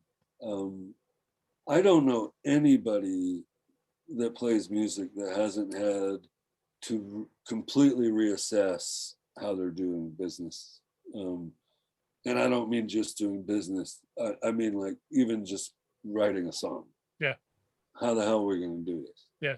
You know, if you're in a warehouse with your drummer and bass player and guitar player, and that's just our layout, or any other layout. If you're in the warehouse, you can be like, hey, let's play through that, right? And then when you're done, 4 minutes later, you can be like, hey, try it like this, or try it like that, or let's do this instead. But when you're doing with email, that becomes really hard to do. Oh, sure. Because it's, did you mean this? And it's like, no, I didn't mean that. Like Hot Water is going through the same thing, and I'm sure every other band is going through the same thing. You know, but it's not like, I think at this point, you know, we're all people that are more just compelled to play music. It's not really, it's not even that there's a plan. It's just like, I wake up in the morning and I go, oh, what about this? You know, and you know, and there's no real plan. You just go, I'm just kind of compelled. Just, it's now in my nature to keep working with my friends and trying to dupe people into putting out our records. Now. No, I mean, you know, I'm joking. That's obvious. Of course. You know, I mean, I'm hoping for the best every time. Yeah. You know, I'm always hoping for the best. But that's what it feels like sometimes, because you know, you're just one of a million people out there writing songs, and you're like, I don't know. I'm still very humbled. Even when, you know, even if I put out my own record, which, you know, Hot Water has done once, and Sheryl Crow Mags did twice. Even if we're doing it ourselves, I just feel humble to be able to be like, because I don't know, man, I was young. And the first time I went in a studio, I said, what's that? What? How am I here? And the next time I was there, I was like, how? And I'm just trying to earn my spot in that studio. You know, I'm just trying to earn my spot every time. It's a wonderful thing, you know, to grow up as a kid that like a wax record was like the coolest thing I ever saw when I was a kid, and to be able to make them now, you know, it's awesome. It's awesome. It's awesome. That when the box comes in the mail and you open that up and your record is sitting there, you just go, holy fucking shit.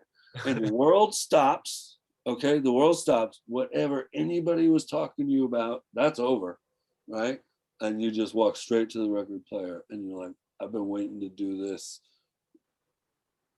You know, usually it's a year or two. Yeah. You know? Yeah.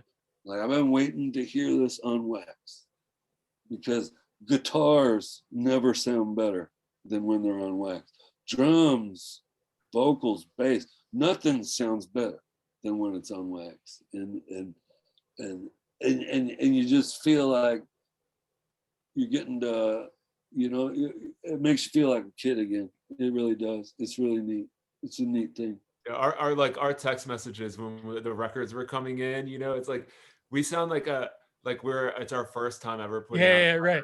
Yeah. We're like, Chris is like sending us pictures. I'm like, oh, can I go? Can I come get mine tomorrow? You know, like it's like, you know, it's like, when can I go get my copies? You know, like we're all so like, I'm sure there are so many bands that are like, oh yeah, I'll just, you know, oh cool, I get my records sent or whatever. We're like, oh, what, like show me every angle of it. And, you know, Chris is like taking detailed pictures for us. And yeah.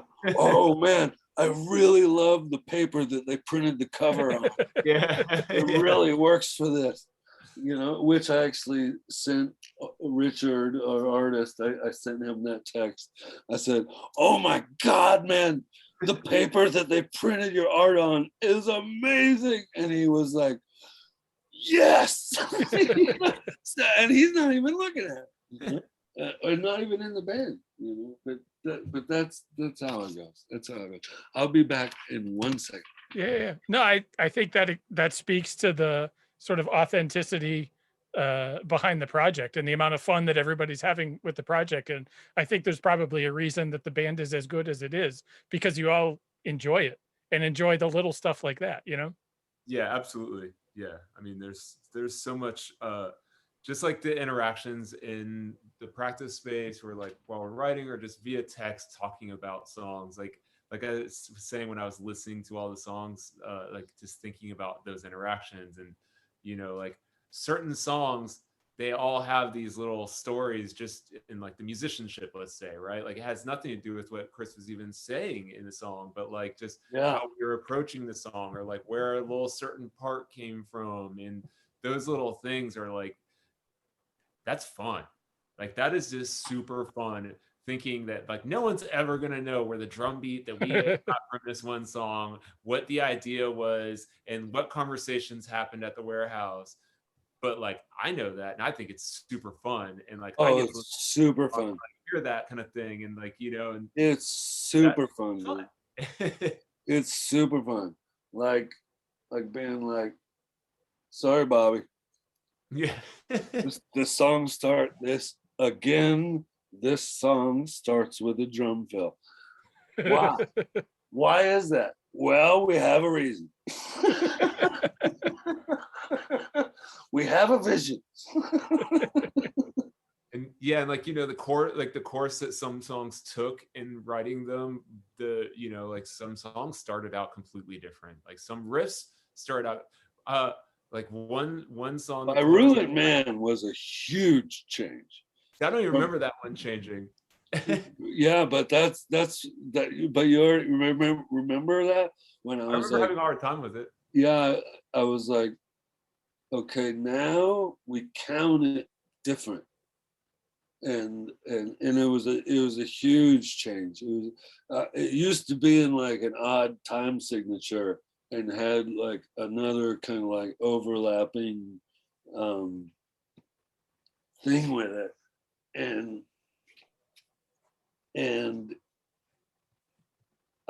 then one day I just kind of sat down and kind of played it by myself instead of trying to like make it like this multi-layered thing, and then I started following the vocal thing that I was doing, which honestly, that was I took that because of conversations I've had with Bouncing Souls, Pete and Brian and Greg. You know, how are you anyway?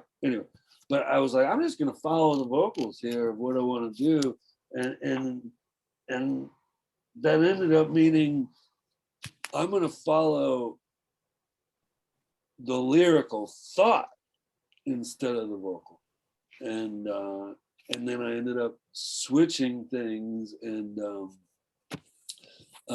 what's the line?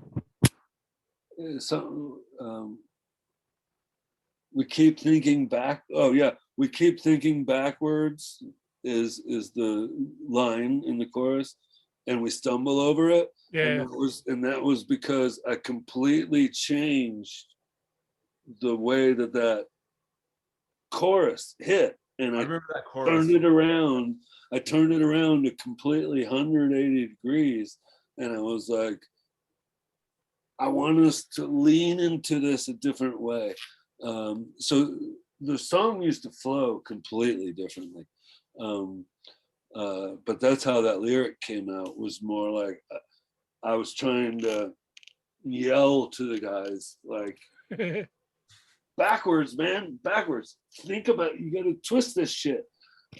Because we had been playing that song for like 6 months with a completely different arrangement. And then I was like, oh, now I know what I want to do. And it changed all the timings of this, of almost everything for everybody. And it took a while. It took probably another 2 months. Because once you're used to hearing a song a certain way, if somebody like changes the beat on you or changes where I call it like the landmarks in the song, you know, we, like if I'm trying to give you directions, like, hey, go up to the gas station, take a left, you know, and then head down 2 blocks and take a right, you know. So that's kind of the way I think about songs. Like, we go here and then we go there. Wait for this to happen. And so then I took away all those cues.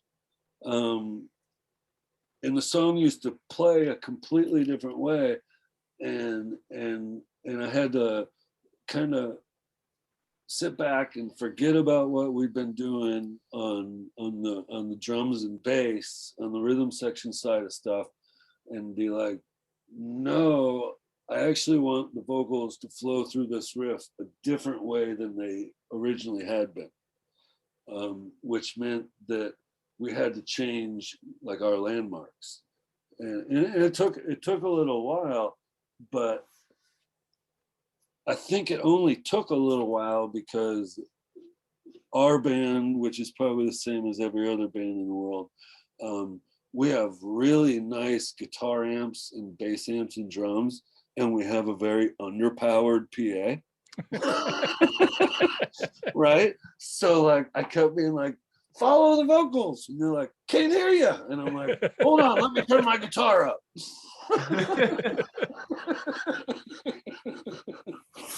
Yeah.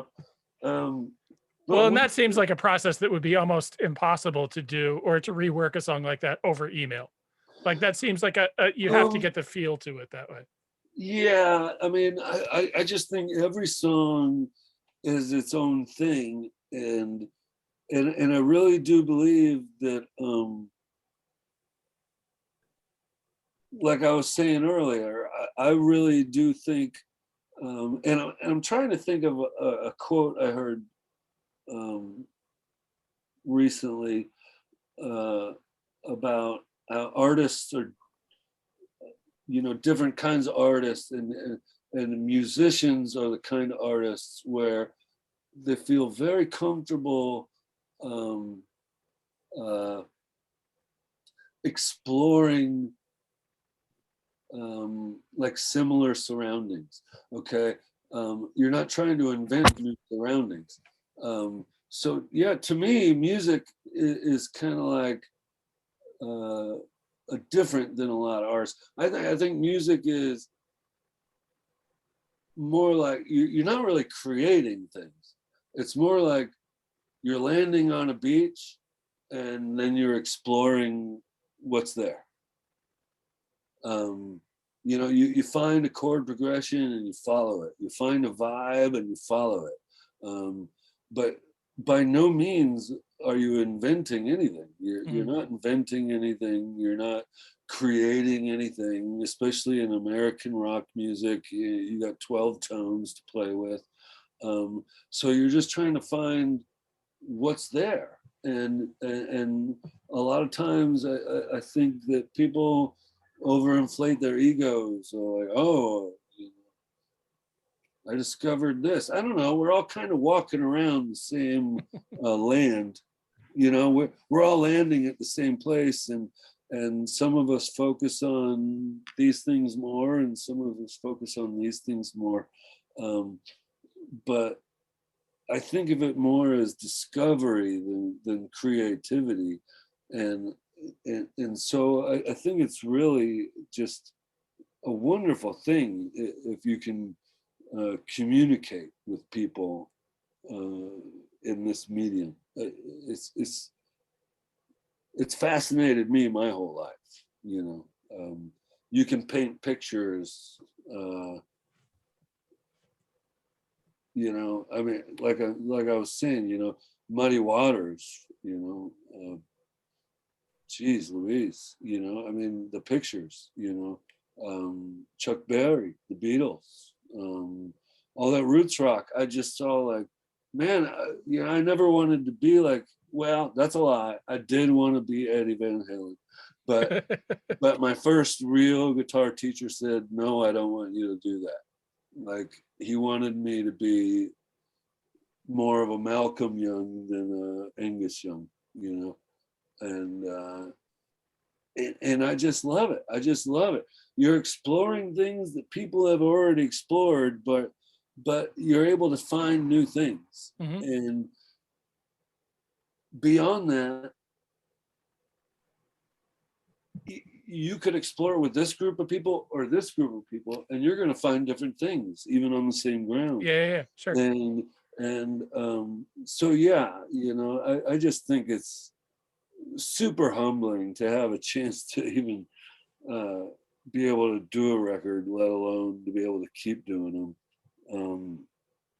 And it's really when you find, you know, when I was younger, I never had any idea what like chemistry meant, you know, but growing up and you start meeting people, you know, like for instance, a friend of mine, he's got a kid that's like 15, he's in his first band, and he's like, my kid's so frustrated because all of his bandmates keep flaking out, and like, what should I tell him? And I was like, tell him to enjoy where he is. Because right now it's just fun. Yeah, right. Hopefully. You know, and hopefully, Yeah. hopefully it's just fun. And, you know, later you'll meet people that you'll connect with and it'll get serious, but just enjoy where you're at, because like there's no promises, you know. I've been really lucky. You know, I get to play with Chad Darby, Bobby Brown, Addison Burns, George Rubello, Chuck Reagan, Jason Black. I'm a really lucky guy. Yeah. But like, this is all about growing up together, you know. I also have friends like Have Gun Will Travel. Those guys have grown up together their whole lives since we were all in high school. They grew up together, you know. And I you know, I just say, you know, to that friend of mine, I say, tell your kid, just enjoy it, man. Right. Enjoy it, because he's gonna eventually meet somebody that is also serious and loves the same things he does, you know. And that's almost like a marriage, right? You know, yeah. like sooner or later you meet somebody and you're kindred spirits, you know. But don't rush it, you know, because the best thing about it is when you get to, okay, I'm going to quote Ray Wiley Hubbard here. When my gratitude is higher than my expectations, yeah, I seem to have really good days. And that's something to live by, my friend. I did not expect a Ray Wiley Hubbard quote on this episode. That's awesome. That's a quote. That's a yeah. That's some shit to live by, you know. And he was talking about like playing music when he said that. He's talking about his family, and he was talking about like giving his long whole life, this is my guitar. He was talking about giving it to his son. He's talking about his wife. And I think that's super true, man. If you can keep your gratitude higher than your expectations, then you will have really good days. And I know that that's weird that I'm like quoting Ray Wiley Hubbard, almost like I'm quoting like Confucius or something. But I think that that's legit. I think that's legit. Yeah, his episode of Austin City Limits was just on a couple of weeks ago, and they filmed it during quarantine, so it's got this really weird vibe to it. But I haven't seen it. It was great. It was on PBS a couple weeks ago. It's probably online, and his kid plays guitar in his band with him. It's phenomenal. Did he have the gold top Les Paul? Yeah, That's in the song. that's great. Yeah, called Mother Blues. Yeah. Mother Right. Blues. Yeah. But yeah, I only said that because me and my mom talk about music a lot, and I give her my dad was into music too. Like my dad's records were the first ones I got into. Same. Which was like Neil Diamond, Hot August Night, Leonard Skinner's second album. I was from Flint, so you gotta have Bob Seger in there. But really, my mom, You apparently grew up at my house. her musical taste, my mom's musical taste went more to like Ike and Tina and R&B, the Motown stuff. But we talk about music a lot. She's not a musician, but we talk about music a lot. And we were talking about that song the other day. She always loved the song called Poke Salad Annie by Elvis did it, but it was written by, oh God, I can't remember his name. But the whole song Mother Blues is based on the beat of Poke Salad Annie, and like in the middle of the song he starts playing Poke Salad Annie, and then at the end of the song he says that quote. Yeah. Yes. I hope I'm saying it's the right song. No, I think you're right. Since I'm on the record right now. We've blown through 9 o'clock, so I won't keep you guys much longer. This is okay. I only have a few other things I really want to talk about. What's your list? I mean, listen. I don't mean to cut it off. I could talk about this for days at a time. I've got 15 years worth of questions for you. Hey man, if you ever want to do it again, you ever want to do any follow-up, you just let me know. Yeah, I greatly appreciate the opportunity to talk to both of you. Like I said, I've been a huge Ship Thieves fan, let alone a Samiam fan and a Hot Water fan for a long time. And I love the new record, and I think that it's a good sign that you can't even buy it anymore.